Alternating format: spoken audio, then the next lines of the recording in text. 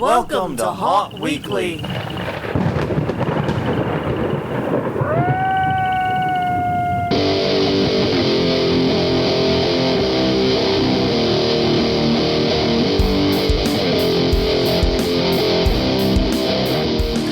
Hello, everyone. I'm Jonathan. I'm Crystal. And this is Haunt Weekly, a weekly podcast for the haunted attraction haunt entertainment community.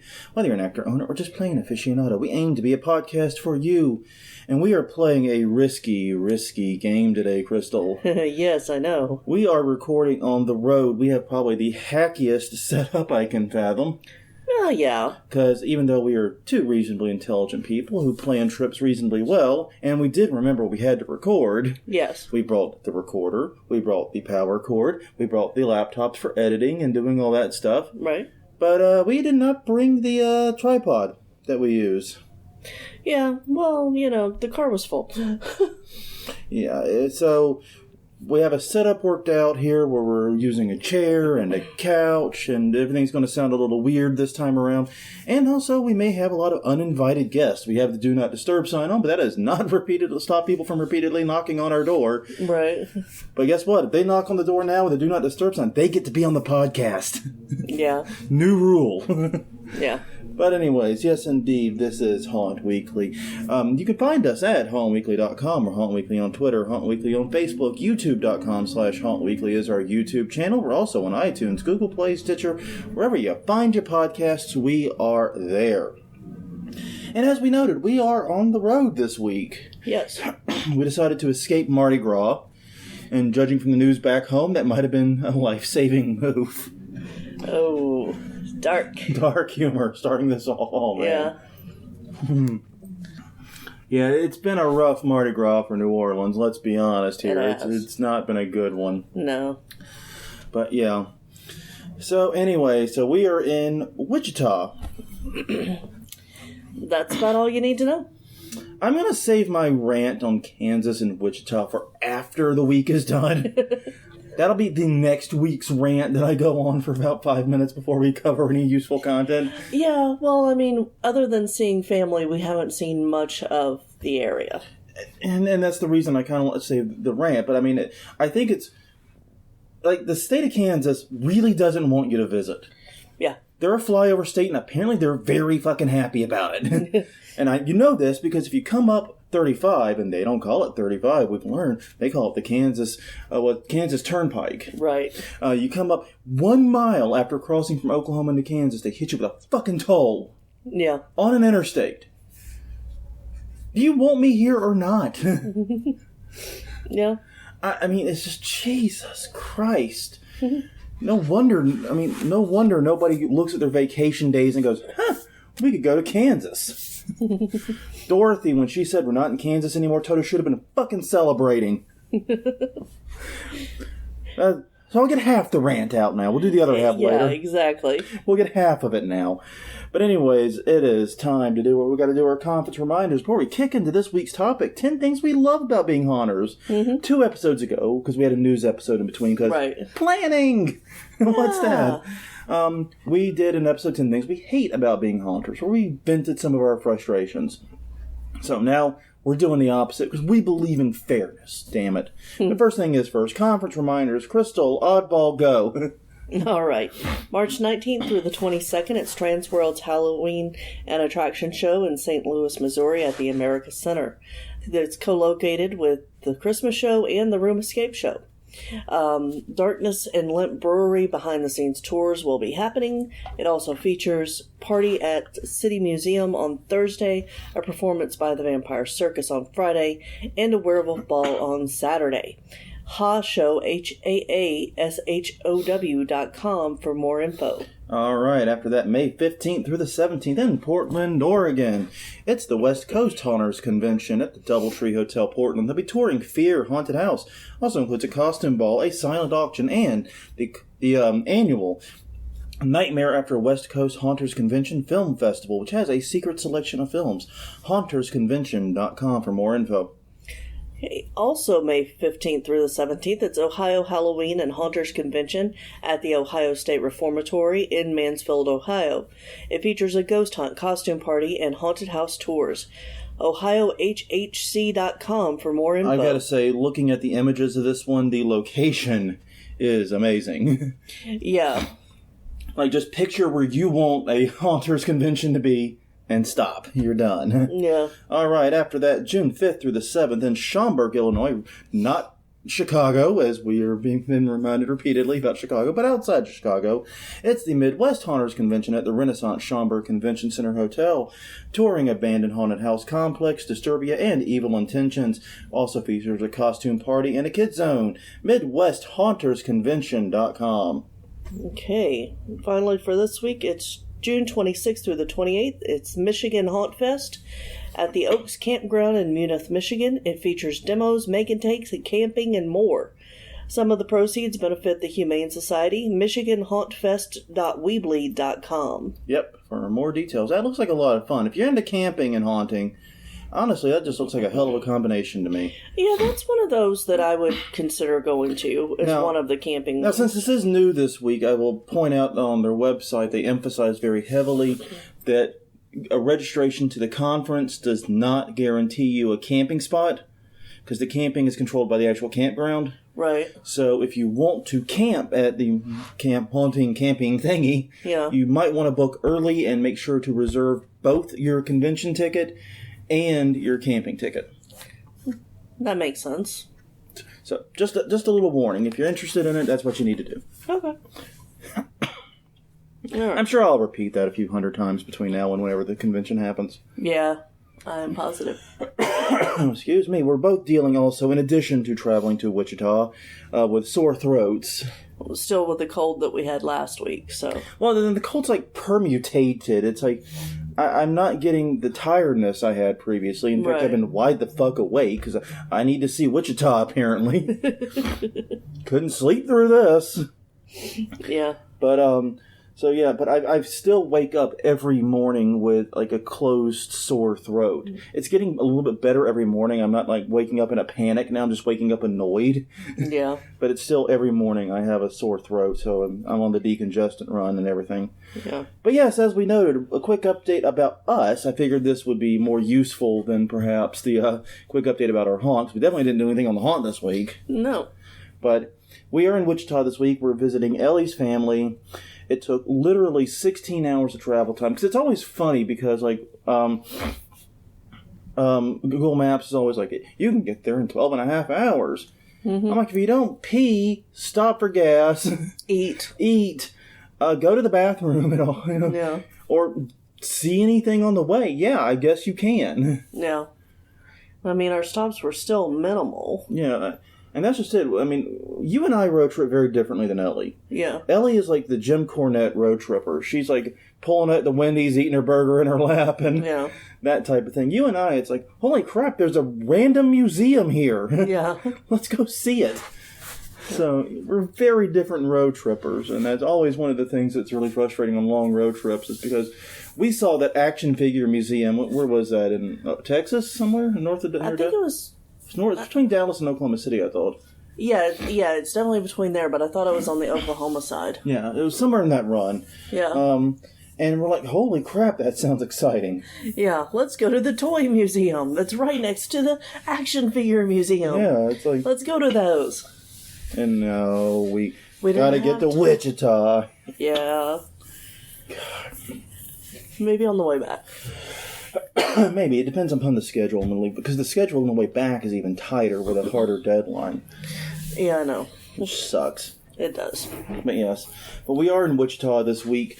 So if you do happen to know anyone in the Wichita area over the next couple of days, we'll be here. I think we're leaving Friday at lunch-ish is the way it's looking. Yeah, but we'll have some time Thursday. Our Wednesday is booked. Wednesday's booked. Tuesday's pretty wide open. Yeah.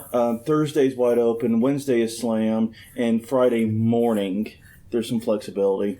But if you know anyone or you're in Wichita and you want to explain why you're in Wichita, please feel free to hit us up. Once again, hauntweekly.com, Haunt Weekly on Twitter. The easiest way to get in touch with us, people keep asking, is to send a message to the page at Haunt Weekly on Facebook.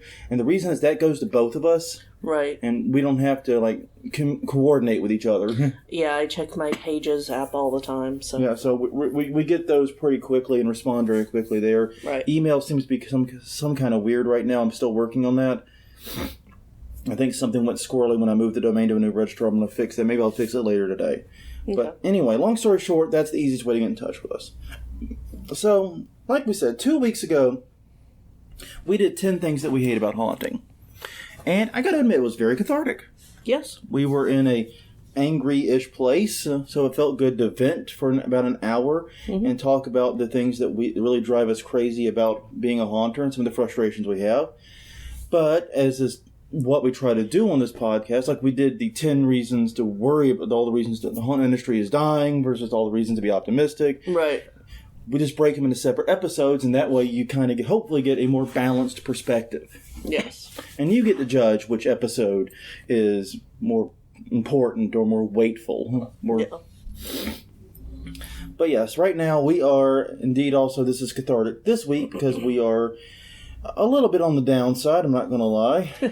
So this is a need for a pick-me-up. And you see, this podcast is good for our mental health, is all I have to say. We probably not actually good for our mental health, but we're going to pretend and we're going to use it accordingly. Okay. All right. So, item 1. The creativity. Yes. This is huge. We are both very creative people, even before we ever got involved with haunting in any way. Yes. I have always been a writer. You have always been an artist of one stripe or another. You were a writer at one point, but you veered into the visual arts and seemed to have largely stuck there. Yeah, my visual arts professor told me that I was a better writer than an artist. So fuck him. Exactly. So of course I stuck with art instead of going to. Well, I mean, it's like my AP test though. I got a 5 on my calculus AP test. I maxed out the calculus AP test. Right. And I got a 2 on my English. So of course I make my living writing. Yeah. I done good English. Yeah. But no, but we're very creative people, and we're always working on creating new things, either in our head or in real life. And so this is a great way, this is a very crucial creative outlet for us. Yes. And the thing I like about the creativity in haunting is it isn't just the building part. No, it's not. There's a lot of thinking involved. In fact, I would argue that most of the creativity takes place before screw one is put in. I'd agree with that. I think the creativity after you start building, it switches to more of a problem-solving creativity rather than the type of creativity we're talking about here. Well, I think it's all-encompassing, really. Yeah, because, I mean, when you start out, you're thinking about things and you're planning it out, and that's we're creating something new that didn't exist before. Yeah. But then when you start actually making it exist, then you have to do the problem solving, like you said, and put it into a physical form. Yeah. And then, as we know, when we start putting screws in and start building walls and things, the quintessential line, this wasn't in the CAD drawing. Right. How many times we say that a season? Yeah. Let's go back to the drawing board. Okay, we got to rethink this. Yeah. But that's just it. It's like, even just thinking about ideas for the haunt, just like loosely, I mean, we'll sit there at a bar or at a coffee shop or wherever. Yeah. And we're just hanging out and we're just spitballing ideas. Yeah. That's like... Sorry, go ahead. Well, one of the things we spitball the most is, what is our new scare going to be? Because that's what we always start with. Yeah. Is we try to get a new scare, a new type of scare, in every year. Yep. So, which room was the weakest last year? Mm-hmm. That's usually where the new scare goes. And then we'll just sit there and go, hey, what if we did this? What if we did that?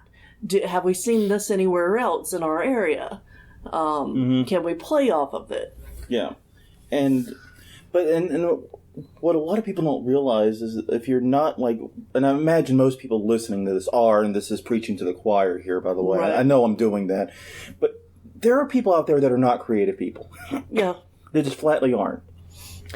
And if you're not a creative person, you don't understand how important that kind of creativity is. Yeah. The fun, the freeloading, the mental exercise, just playing creativity. Right. And you get a lot of that with haunting, because you get the, like I said, spitball scare ideas. Right. You get the spitball theme ideas. Mm-hmm. And you get to do it in a space where it's like there are no wrong answers. Right. We're just playing. We're just... Yeah.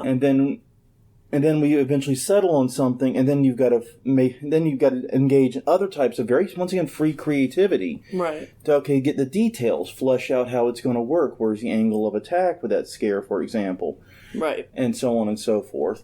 And you just kind of get this playground feel that I don't get anywhere else in creativity.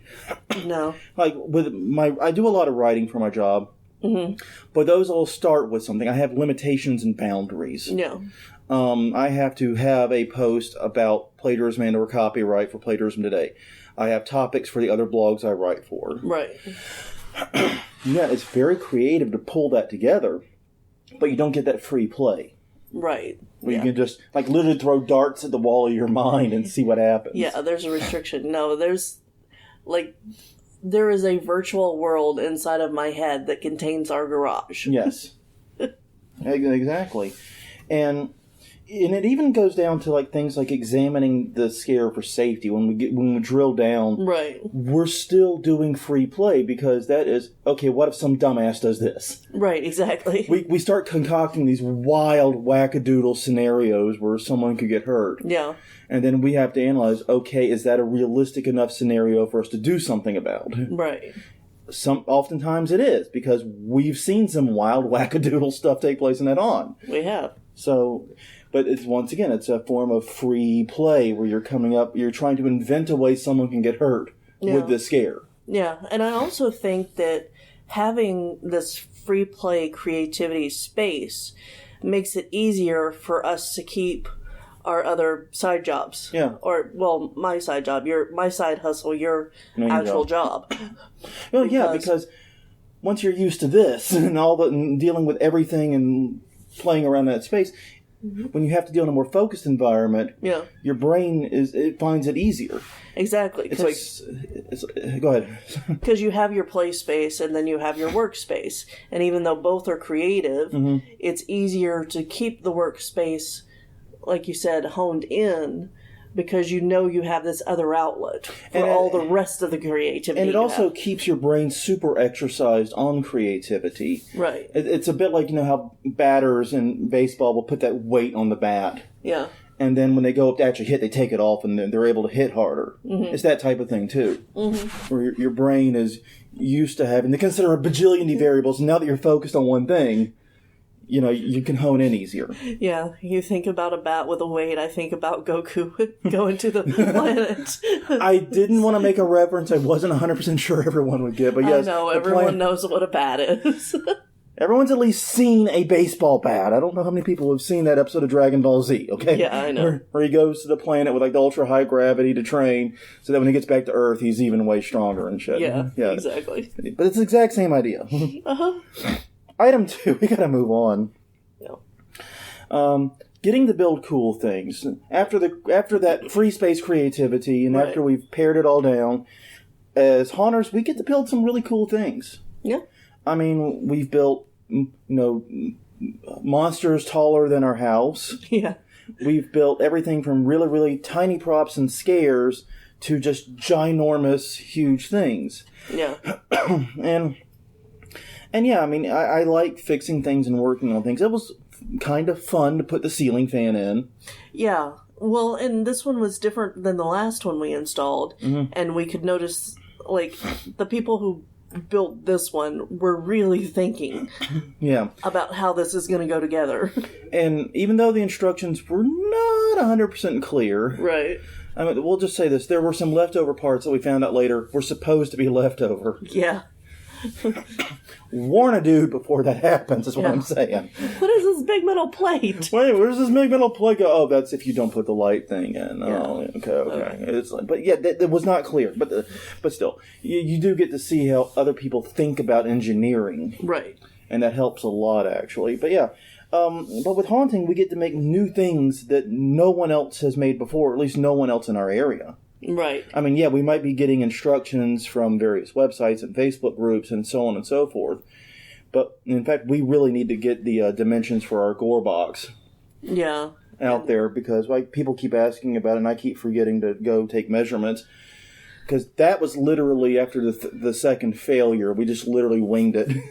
Yeah, well, because we had seen someone post their version of it and we're like, oh, that's really cool. Yeah.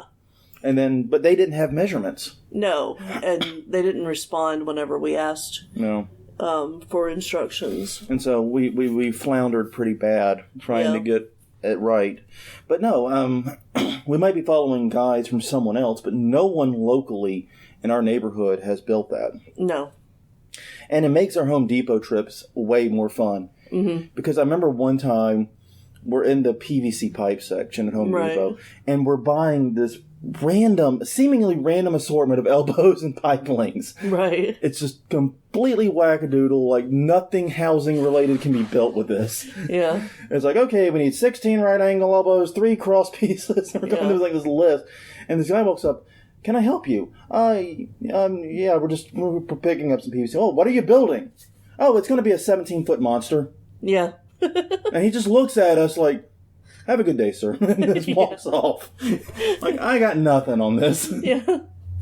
Well, he didn't. So. Well, yeah, because it's just like, we're building a 17-foot tall monster. This is by a rough estimate, should be about right. Yeah. Yeah. About what we need. And so, yeah. And actually, I think I asked him, do we need the 3/4 inch or can we use the 1/2 inch or something like that? Yeah. What is the proper thickness of PVC for building a 17-foot tall monster? Don't ask that to the Home Depot people. They don't know. No.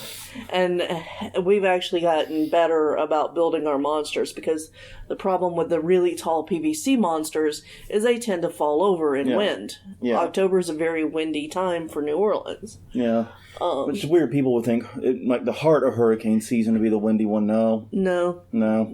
Autumn is really, really windy. Yeah. You'll routinely get like just daily gusts of over 20 miles an hour. Yeah, exactly. And that's kind of our alarm phase is when we see that the winds are going to be above 20, we have to take some kind of action on the yard display. Yeah. Because that's we usually design up to about 20. But you can just casually on a random day get 25 mile an hour gusts. No reason. Yeah, exactly. We've gotten away from the giant PVC monsters and moved them into a wooden box structure. Yeah, we've developed new ways of doing that. But I'll never forget that Home Depot moment. No. Yeah. It makes our Home Depot runs a lot of fun. And we get to build things that just are crazy and silly and have no purpose other than to be haunty. Yeah. It's a lot of fun. It is. Number 3. Locally, at least, being kind of sort of famous. Yeah.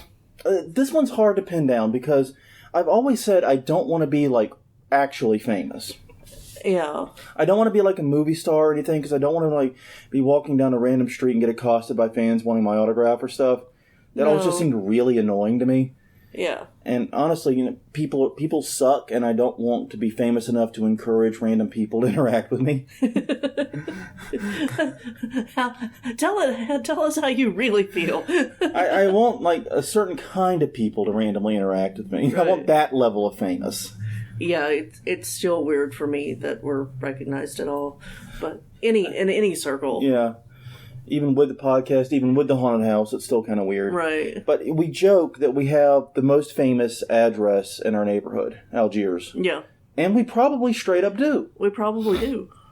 Yeah. Because, there are businesses, obviously, that are more traveled to, but you don't navigate there by address. No. New Orleans isn't really a town where you do that. No. You just go up yonder, turn left on General Meyer, and end it with diddly-dee. Well, yeah, or you put in the name of the business. You don't put in the address of the business. But we have 44 Vivian Court is probably the most famous address in New Orleans. Right. And I do believe that fame and notoriety is why our street got repaved. Yeah. And why our Halloween in 2019 got ruined. Yeah. I'm not even kidding. I think that's a big part of it. Yeah. Is, you do Google searches for Huntley Village in particular, our sub-neighborhood. Yeah. And, Vivian Court lights up, even though it's a nothing street with like 20 houses on it tops. Yeah. And it's literally a circle. Yeah. But it's very, very well known. And everyone in the neighborhood knows us. Even those that don't, like know us like face to face. Right. When we mention, oh yeah, we're the ones that run the haunt. Right. They light up. Yeah, we go to the local bars and meet new people, and they're like, "That's you? We love you guys." Yeah, and even if they don't go and have never been, right? They know people who have. They have heard about it. Exactly. And they're like, "Oh, we're going this year." Oh, we're going this year. This year should have. This year is never their year, by the way. No. The people who if they haven't been now, we've been around years. 15 years. If they haven't been around by now, they're not coming. No, I know. But no, I mean, it's an icebreaker. It definitely is. And, there was one time where it actually helped me out because I was in a grocery store trying to reach coolers off of the top of the shelf, and I couldn't reach them because I'm a little bit short. Then I could. You are by no means short. They just put it way up goddamn high for no apparent reason. Well, that's probably true. But no, a gentleman came up and he's like, "Hey, you need some coolers?" And I'm like, "Yeah." And he's like, "Is this for the haunted house?" He'd seen us on the news last night, the night before. He's like, "You run the haunted house. You do something good for the community. Here you go." Coolers. Oh, man. Thanks. Yeah, we are referred to in the neighborhood, and I've heard this said multiple times, as the Addams Family House. Yeah. Not the Munsters. No. No one's ever called us the Munsters. I guess Munsters fans, you now know which show had greater longevity. I hate to say it. Well, yeah. I mean, there's been Addams Family movies and remakes, and the Addams Family property's been kept alive much better. But no, we were called the Addams Family House. I guess the skeletons that are in our front yard year-round don't help. Or do. I mean, depends on how you look at that. True. But no, it's just a good feeling to be known and appreciated in the neighborhood and know that, no matter where we go locally, we can sort of, have a conversation and make friends and have people at least kind of sort of know who we are. Yeah. It's a lot of fun. Yeah. Item 4. The stories. Yeah. You get a group of haunters together, and like the instant thing they start doing is sharing stories. Right. It could be build stories, but usually it's scare stories. Yeah.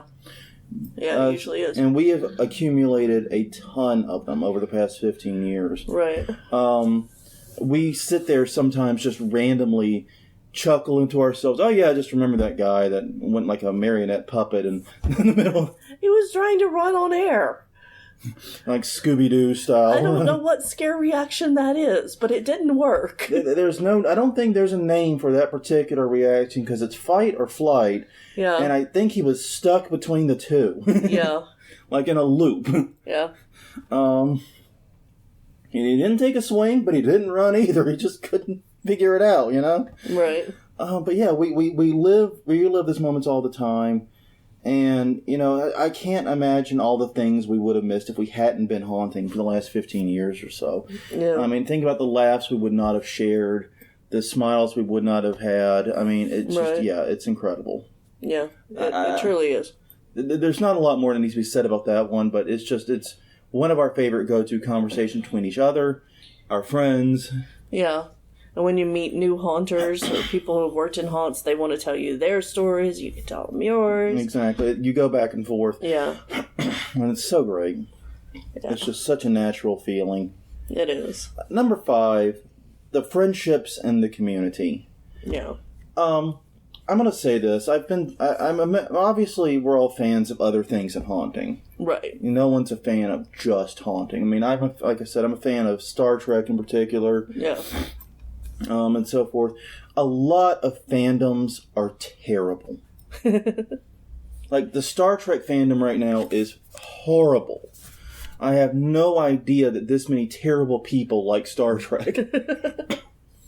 It is really disheartening. Mm-hmm. But the haunt community is an amazing one. Yeah. I mean, it's so easy to make friends in the haunt community because you already have something very important in common.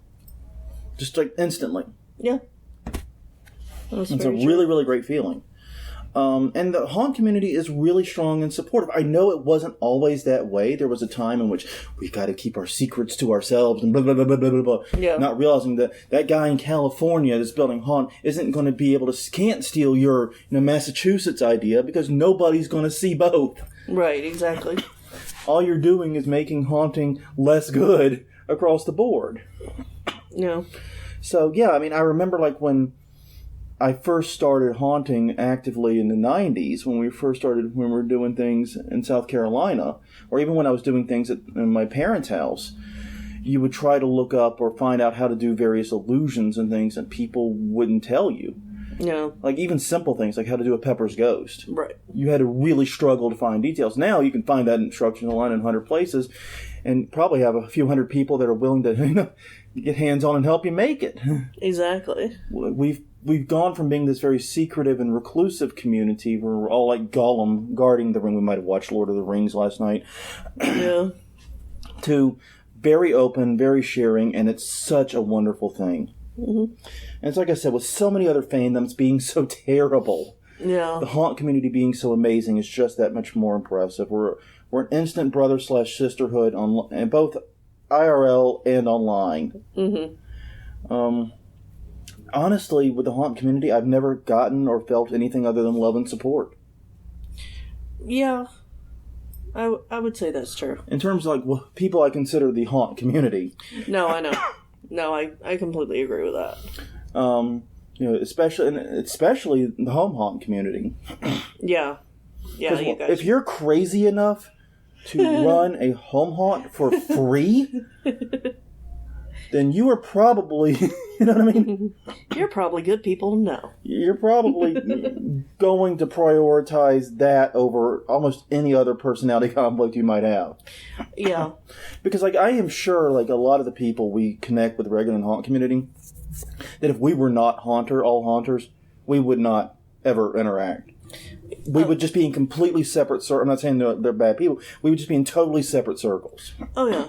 Both geographically, ideologically, and in so many other ways, we'd be in separate circles. Yeah. But haunting brings us together, and it gives us that common ground, and it's a big enough common ground that we can just hang out there. Yeah. It's really neat. It's a common campground almost. And I will warn, because we talked about this last week, that camaraderie, that friendship, it can turn toxic. Right.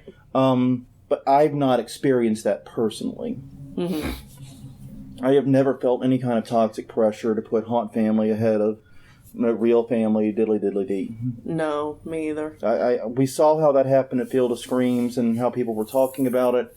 I've never felt that. No. But just, that's the precaution. Yeah. Yeah. Okay. All right. Number 6. The praise.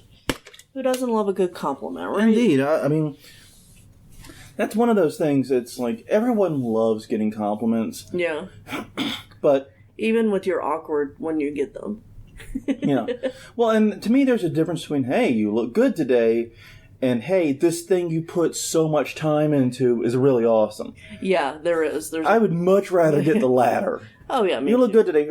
Okay, fine. Yeah, I got 8 hours of sleep for once in my life. Yeah, I brushed my hair. What do you want? I brushed my teeth and I brushed my hair and I slept 8 hours. You're welcome. What do you want? No. Yeah, but we get a lot of really good compliments. I mean, and you hear a lot of them on the inside. I can't believe this is a garage. Well, I hear that, but I hear more of, come on, it's still going. There's still more. That's what I hear the most of. Yeah, people really think that, because they see it from the outside, and we kind of intentionally keep the outside plain. Right, yeah, because we've gone back and forth of, do we want to build a big facade and make it look like something else? And there's been a few years we've had the resources and time to really invest in a facade. Right, this would be one. This would be a good one. Yeah. And we always come away with, no. Right. Let's not. Let's keep those expectations Low. a little bit lower, so that way we can blow them out of the water even easier. Yeah. But I love it when you hear it's still going. Yeah. Like they can't believe, because, yeah, it's 5 rooms. It's not huge, but compared to what you see on the outside, it's ginormous. Right. And on the outside, I get to hear, I can't believe that was in the garage. Oh my God, that was so scary. And then there's the classic compliment. This was my first haunt when I was young, and now it's my kid's first haunt. Yeah. That makes me feel old as fuck. Uh-huh. Every time I hear it, it's like, oh God, oh no, we got grand haunt babies. You know? Yeah. Oh no, I'm a grandpappy now. Oh, but it's such an honor to me too, though, because right. They had the experience. They enjoyed it so much that they made damn sure it was their kids' first too. Yeah, that is the highest praise you can get. Yeah, it really is. I cannot think of higher praise. No. Because you loved what we did so much all the years you've been coming, that you wanted your kid to experience it first. You wanted that to be your kid's initiation to haunted attractions. Right. Damn. Yeah. And that's the thing. It's like, yeah, we've had a few assholes. Yeah. Not gonna lie. But for every asshole, there's 100 praises. There's 100 compliments. Yeah. And I am something like a therapist will tell you, like, for every negative, you need 7 positives to outweigh it, diddly-diddly, or something like that. Mm-hmm. I think we're at about 100 to 1, literally. Yeah. Yeah, that sounds about right. So we're doing really good. And even someone that's, like, got my issues really struggles to focus on the negative. Yeah. It's such a loud chorus of praise versus the negativity that I don't even hear the negativity. Even me. Mr. I find the negative in everything. Right, and it's also nice, when adults who come through or haunters, and they are just really impressed by the detail that goes into it and the way it's built. It's not just, people coming through to get scared or kids or anything. It's the adults, too. Well, there's a tradition of home haunting, which just string up some trash bags and tarp in your garage and make a maze, and you have people jump through it. And, okay, there's something to be said for that. That can be a lot of fun. Right. Don't get me wrong. But even home haunting has really stepped up. Yeah. Most home haunts I know of use panels. Yeah. Even if they're pallet panels, they're still paneled. They're still walls. They're using solid walls. So we're seeing this major step up in home haunting where the days of trash bag / tarp haunts are not really there anymore. No. So yeah, but still, the praise we get, it's so wonderful. And I missed it this year. We got a lot of it at HauntCon, though. We got some of that back. Because people were really nice on both of the tours we did at HauntCon. That was great. Yeah. All right, number 7, the recycling. And that's just it. I'm not Mr. Let's go save the rah go save the environment and stuff, but I get a huge kick out of taking something. I do love the environment. Don't get me wrong. I'm not a Captain Planet villain either. No. Let's be clear here. I'm just not going out and buying a goddamn Tesla. Okay. Right. Hey, I can't afford a goddamn Tesla. Right. But anyways. But I love finding things that other people looked at and said, this is so useless. Yeah. We're just going to throw it out. Yeah. And I love finding it, bringing it home, and giving it a second life. Yeah. It's such a thrill. Yeah. I've had to curb my enthusiasm for curbs, for curb finds. For curb finds? Yes. Curb your curbing? Exactly. Yeah, because unfortunately, we've gotten to a position now where we have no storage space, realistically. Well, yeah, and sometimes I'd bring home useless. But yeah, we find things curbside at garage sales and thrift stores, etc. I think all of our costuming right now is either thrift shop or garage sale finds. Or our old clothes. Or our old clothes, yeah. We have found so many things curbside. In fact, you just picked up, you mentioned it, I think, last week. Yeah. You picked up a picture / mirror frame. Not sure which it was. It's a frame. Yeah. But it's very ornate and pretty. It's just painted a goddamn hideous color. Yeah, I don't know why she did that to that. Like someone went to the Oops Paint in Home Depot and picked the wrong one. Yeah, it's like this metallic blue color. It's really weird. And it's not New Orleanian. Like if this were in the Southwest, it would make sense. Yeah, but I had seen her at the garage sale. There were other things painted with this paint. Yeah. So yeah. Maybe she's losing her eyesight. Poor girl. Maybe. But, yeah, I mean, the funny thing about it is every once in a while we get a neighbor that recognizes something that they threw out in the haunt. Like, we've had it, like, we found some broken clocks one year. I can't remember why we were using them. It was for the Clockwork Crew. Oh, yeah, that's right. We found Crew of Clockwork, Crew of Clockwork, yeah. We did the Mardi Gras one. You're right. I'm like, we didn't have a clock theme. Oh, yeah, we kind of did. The Crew of Clockwork. You're right. It was a Mardi Gras theme. The theme was Mardi Gras. Yeah. But, yeah, you're right. We had a lot of broken clocks. We found some broken clocks in the trash. Yeah. Because broken clock is useless, right? Well. Except it's haunt decoration. Yeah. It's great. And we put them up, and one guy walks, "Was that our old clock?" Comes up to us. Yeah. Probably. Where do you live? You from around here? I live just up there. And probably was. Yeah. Probably was. I can't promise it, but it probably was. The odds are good. It's just hilarious when that happens, and it has only happened a few times, admittedly. But like we use wheelchairs a lot. Yeah. We bought one wheelchair at an estate sale that served us well, but it's just gotten so many years on it and so weathered that we've now replaced it with a much newer, more comfortable wheelchair. Yeah. Though this one did not have anyone die in it, so we can't. Yeah. We can't use that legend. No. But still, I guess we can. I mean, it's a legend, right? Exactly. It's the haunted wheelchair. Woo! Anyways, but yeah, so I really do get a kick out of finding things that other people deemed so worthless they were trash, and making something valuable out of them. Yeah, that really does tickle my cockles so greatly. Number 8, visiting other haunts. Okay, and this was on both lists. Yeah, for different reasons. Yeah, because last time we said we wish we could go haunts the same way we did when we were just customers. Right. Just regular dudes and dudettes looking to get scared. Yeah. You know what I mean? We're not that anymore. No. We can't have that experience. But we still love going to haunts because we have a different experience. Exactly. I mean, basically now, it's like, I kind of wish, like, my ideal haunt experience, and this is physically impossible, would be to go through a haunt twice. Once as just a non-haunter customer, getting scared and enjoying it, and then once as a haunter to look at and examine how it was done. Yeah. Now we're getting to like MIB mind erase technology to make this happen here. This ain't happening. You can't have your cake and eat it too. But that would be like the perfect haunt going experience, wouldn't it? Yeah. So a haunt like that? Yeah. But I still think haunts are great fun. You get to see what others are doing. You get ideas. You get interior decorating options. Inspiration.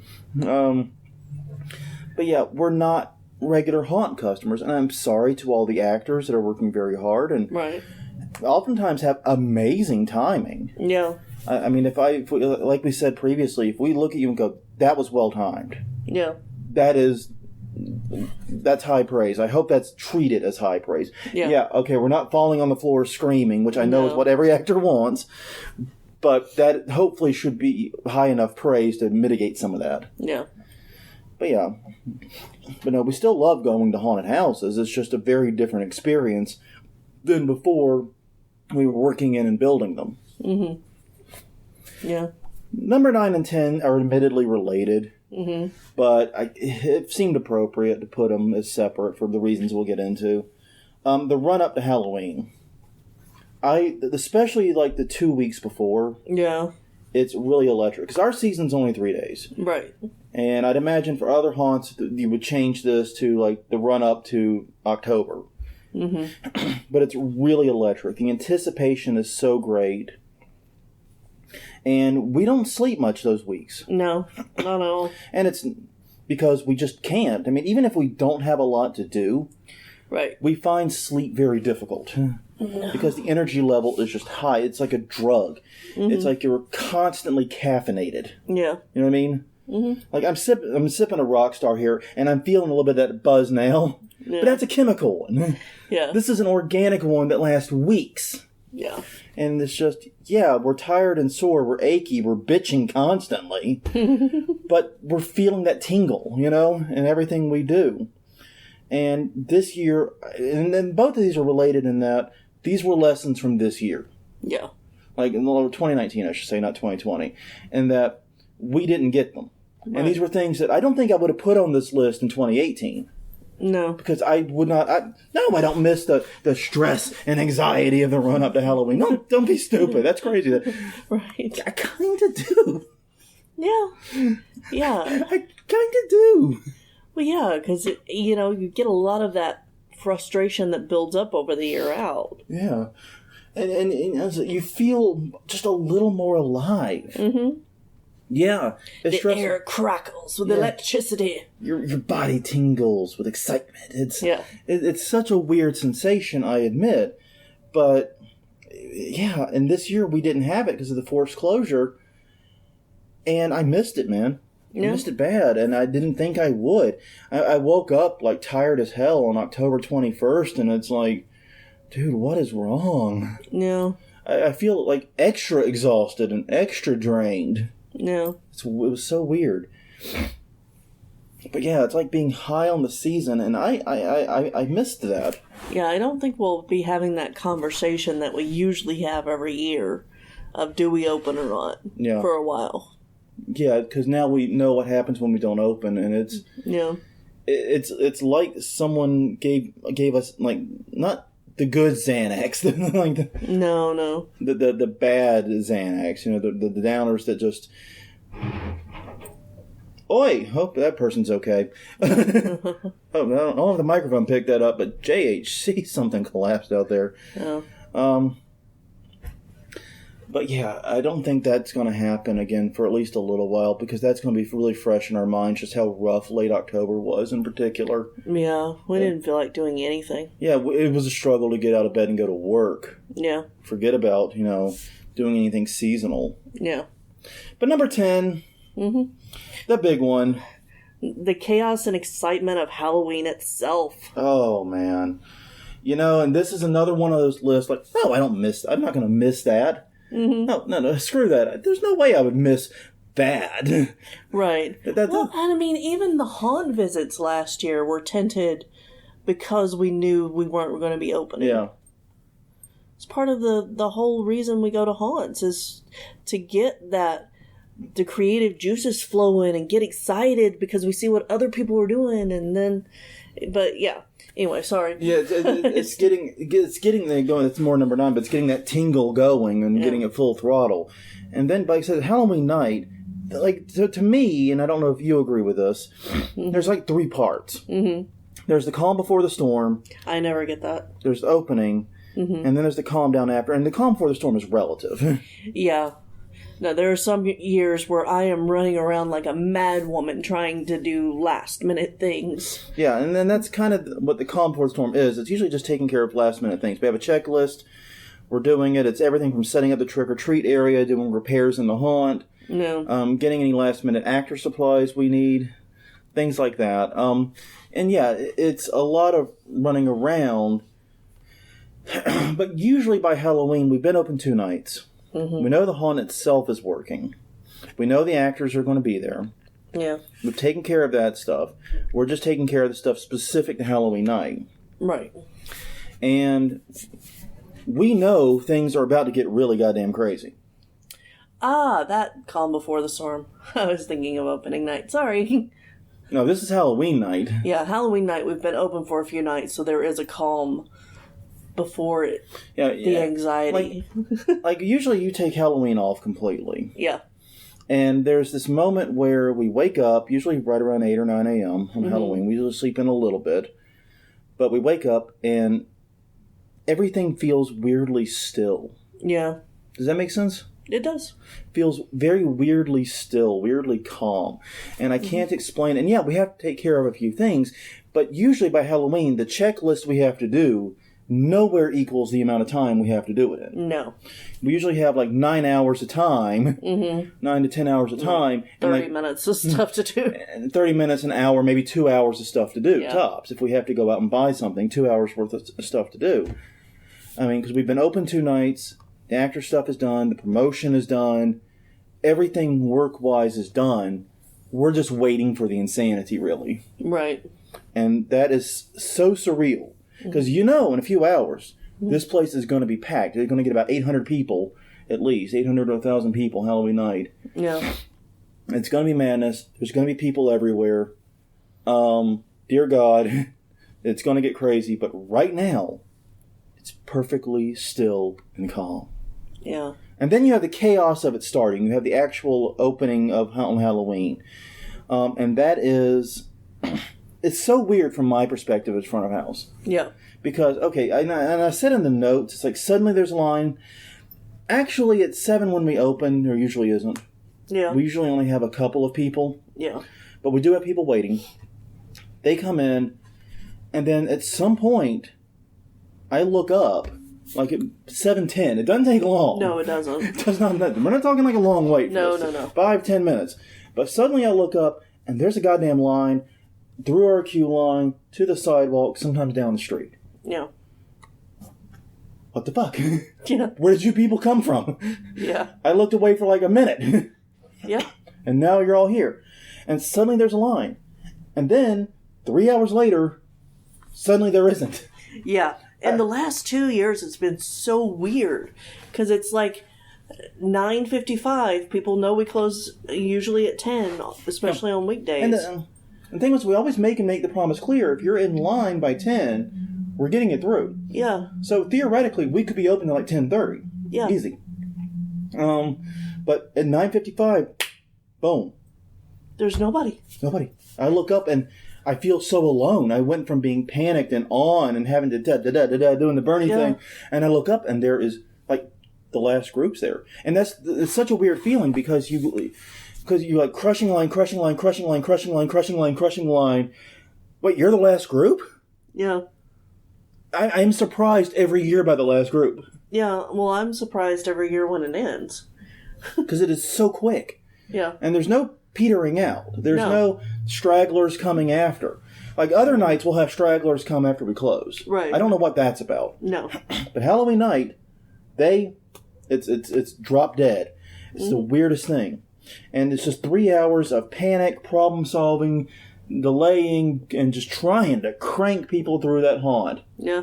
And we tell our actors, the first 2 nights are your warm-up. Right. You're going to get a couple hundred, might get 100 or 200 people each of those nights, but you're going to get 4 to 5 times that the next. Yeah. So be prepared. Be prepared. No. Yeah. But yeah, it's just 3 hours of sheer craziness, and it suddenly starts and it suddenly stops. Yeah. You'd expect it to be like a bell curve, but no, it's just poof, a brick wall on both sides. It's the craziest thing. And then there's the aftermath. The cleanup, the pickup, etc. Got to empty the donation box. Spend some time with the actors in the actor tent. Usually that's when we drag out the 12-pack of beer for the actors of age. Yeah. And we try to do an after party, at least a loose get-together somewhere. Previously, we would go somewhere across river, but more recently, we've been doing it closer to home. Yeah, well, and previously we would take everybody out for a meal. Yeah. Using the donation money. Yeah, and that kind of petered out because I think our crew got older, and especially on Halloweens that weren't on a Saturday. This year it's going to be on a Saturday, but on Halloweens that weren't a Saturday, they needed to go home and get to sleep and get ready for work the next day. Right. So we would only have a couple of actors when we did go. So now the after party's usually like at a nearby bar or whatever. But trying to do something. And, I don't like the part where I have to go around on Halloween and sweep up everything and do all that. And since you're the actor manager, you usually are planning where we're going to meet up and so forth. Yeah. You're trying to work that out. Right. And I'm there with a push broom trying to get 8,000 fucking candy wrappers up. But even that part is strangely cathartic. Because there's something weird about it. It's like you've had so much chaos for 3 hours, 3 to 4 hours. And now all I have to do is push this broom and pick up these wrappers. Yeah. It's very cathartic. It's a very zen sensation doing that. So I can't even say I hate that. And I definitely missed all of that this last year. And I'm looking forward to doing it. Because the one thing we did do for the haunt this year was formally announce that we're opening for 2020. Yes. We set the ball in motion. I forgot we did that. Yeah. With our crew. Did that. Yeah, I did that. I did it with the crew. We did it with the crew, and we did it on the website and the Facebook page. Everyone now knows we're coming back in 2020. I'm excited. Vivian Court is done. And unless something stupid happens with the road that makes it impossible again, we're definitely opening this year. I mean, we've got a completed haunt. We've got to put our queue line back together. Right. But other than that, got nothing really going. No. So we don't have much to do. We have like a 2 days worth of work to get the haunt open, basically. Yeah, pretty much. So we're pretty much ready. So yeah, we're going to do it this year. And we've always said, and one of the things that's kept us going, kept the momentum going, is we have to announce our last season. If we're going to shut us down, right? If it's not going to be the city or something like that, if we're going to do the shutdown, if we're going to quit, we have to announce the last season. Yeah. There has to be one more season. Right. And we've never been comfortable announcing one more season. Nope. And I don't think we ever will. Not after last year. No, not after what happened last year. Not after that reminder of why we do this. Yeah. Well, on that note, everyone, thank you for spending the past near hour with us. I greatly appreciate it. It's been a lot of fun chatting about this. I really needed this catharsis after several days in Wichita. Yeah. Actually, realistically, only one day. So far. We only had one whole day, actually. Yeah, Sunday. we're staring down a week, though. So. We don't leave until, like I said, midday Friday. So, send beer. But indeed, you can follow along in our misadventures in Kansas at HauntingWeekly.com or Haunting Weekly on Twitter, Haunting Weekly on Facebook, YouTube.com/Haunting Weekly is our YouTube channel. We're also on iTunes, Google Play, and Stitcher, and everywhere that finer podcasts are distributed. But until next time, I'm Jonathan. I'm Crystal. And this has been Haunting Weekly, episode number 221, 10 Things We Love About Haunting. We will see you guys next week when we will be back in our usual locale. See you then.